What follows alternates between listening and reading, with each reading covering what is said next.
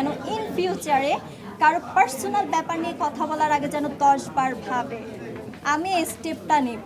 কথা বলার স্টাইল আসলে একজন এডুকেশন পার্সনের কথা বলার স্টাইল থাকে ডিফারেন্ট। সে যেভাবে কথা বলেছে আমার তো মনে হয় যে তার স্টাডি, তার ফ্যামিলি ব্যাকগ্রাউন্ড কেমন আমি জানি না। আচ্ছা, না বলি, কাউকে খাটো করার দরকার নেই। আমাকে ব্যক্তিগতভাবে আক্রমণ করা উচিত হয়নি। এটার জন্য আমি দারুণভাবে স্টেপ নিব যেন ইন ফিউচারে কারো পার্সোনাল ব্যাপার নিয়ে কথা বলার আগে যেন 10 বার ভাবে। আমি এই স্টেপটা নেব, আমি ছেড়ে দেব না। কারণ এখানে ইফতেখার চৌধুরী স্যারের নাম, এই মানুষটার কি দোষ ছিল?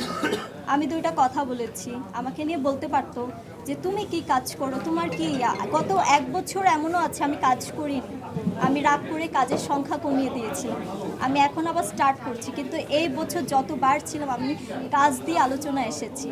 এবং আরেকটা কথা বলে যেতে চাই, সে যে দাঁত বের করে বলল 4 দিয়েছে সেটা নিয়ে ভাইরাল হওয়া মেয়ে, আমার বাসায় যে পরিমাণে স্পোর্টসে ন্যাশনালের সার্টিফিকেট আছে, আর কিছু বলা লাগবে? আমি স্কুল কলেজ লাইফে ন্যাশনালে খেলে এসেছি, ব্যাডমিন্টন, হ্যান্ডবল, ভলিবল, আমার কাছে অলরেডি সব সার্টিফিকেট আছে।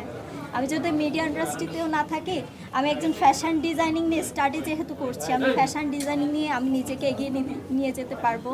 আমি একজন স্পোর্টসের কোচ বা স্পোর্টসের টিচার, স্কুল কলেজে আমি টিচার হয়েও আমি চলতে পারবো।